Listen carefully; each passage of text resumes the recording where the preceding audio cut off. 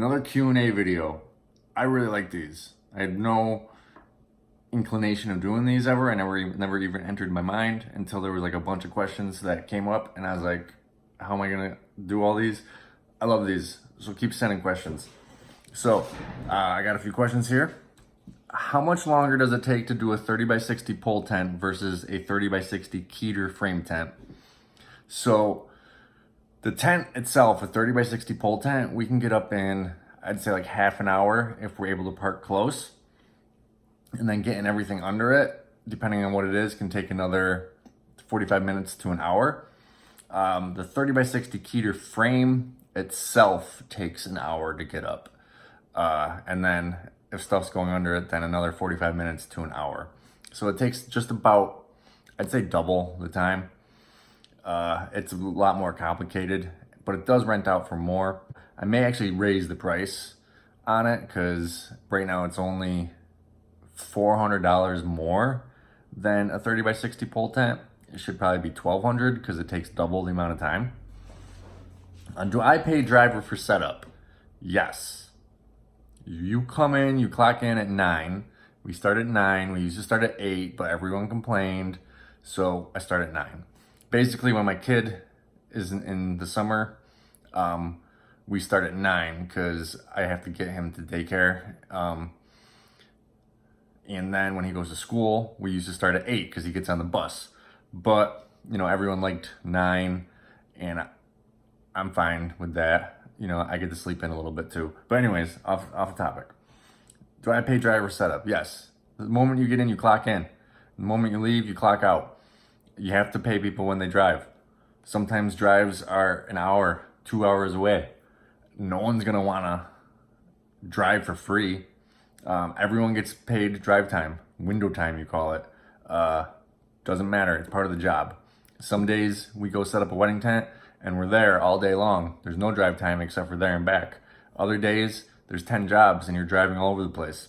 You can't not pay them, I believe, because they're not gonna wanna work. Who wants to work an 8-hour day with 4 hours of driving and only get paid for 4 hours? That would suck. Do I have an in-house person responsible for putting things back, or does the crew do it? So we all unload trucks together, basically. We'll pick up stuff on Sunday. When we're done, we don't really want to unload all these trucks. We're tired. So we just back them up to the loading dock, and the next morning, we just unload them, and we all put it back where it goes. If there's a pickup and someone brings it back, then the office guy who handled that will put it back where it goes. Do I ever factor in cost of food and refreshments for crew? No. Everyone brings their own lunch, or we stop and get lunch.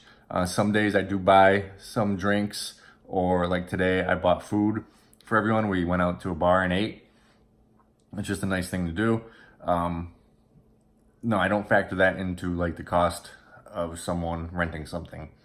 I have sent out quotes, but I have not gotten the job where it's far away, where I'm going to bill in a hotel stay and food per diem, maybe like $20 a day or whatever, but I've never gotten those quotes to go through. The credit card companies that I use and the fee percentage. Well, the fee percentage varies. It's anywhere from 2 to 3%, which is, you know, a lot, but it's not that bad. It's about average. Credit card company I use, it's actually an entirely online portal. It's called authorize.net. I just contacted a credit card like person around me. He came, had a meeting with me, evaluated my needs. I don't need a swiper. So he just set me up with an online portal. We just go online, put in the card, it goes through, and then we can email them a receipt directly through there, or we just update the invoice actually, and then email them the invoice as the receipt so they can see what they ordered, double check it again, and see the payment that went through. How do we dry glass racks? Well, we clean the glasses, they go through the dishwasher, and then they get stacked and put a fan on them. So the fan dries the racks and the glasses at the same time. Where do I get my chairs? Most of my chairs I buy from Palmer Snyder. They might have rebranded somewhere online. They're also called PS Furniture, but they still go by Palmer Snyder if you look them up on Google. They're a little more expensive, but they're the top of the line. My white non-padded chairs are really good. My brown chairs are really good. My white padded are amazing. They're more white than any other companies. You put a cheap Chinese brand next to it, it looks grayish blue. And they're really easy to clean. They're shiny. I've had most of them since 2008. We clean them like full deep clean, like twice a year, and they look brand new. During the middle, you know, they get dinged up a little, get a little dirty. We can't clean every chair every week. It's just not feasible. It takes so long. It takes 6 guys 40 hours to clean every chair in my warehouse. So, but that's where I buy my main chairs. My wood chairs, wood's difficult because if you buy Chinese, they're junk. So we buy American made. It's called Kestell, Kestell, Kestell Furniture. And they make them right here in America, and they're really high quality. They only fall apart over extensive use. I've had them for about 6 years now, and we've had about 3 kind of break this year. But they're really good, way better than Chinese. And then my Chiavari chairs, I like resin whenever I can. If it's gold, silver, white. I only currently own gold resin because resin just holds up better than wood. There's ones that are like mahogany or natural or oak or whatever that you can't get in resin. It just looks bad. So my resin I buy from Flash Furniture. They're really high quality, really good. And then my wood I buy from a company called the Chiavari Chair Company. They specialize in Chiavari chairs.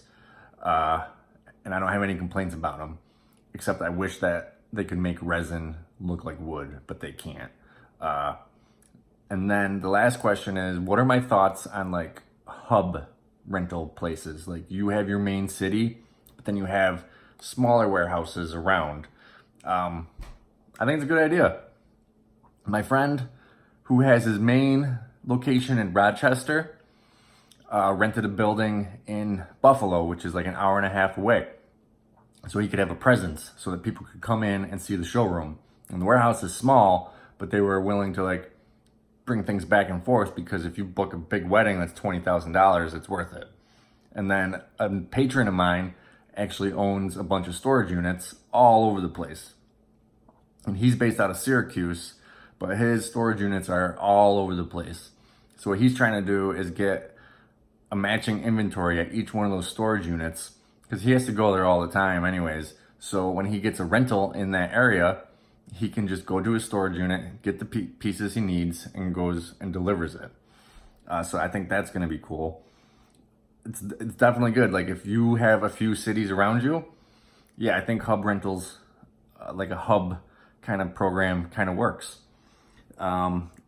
Especially if you have a place where customers can come in. If they can come in and see an office and a showroom, they're more likely to book, know that you're going to be able to accomplish what you say you're going to accomplish because you have a presence in that city.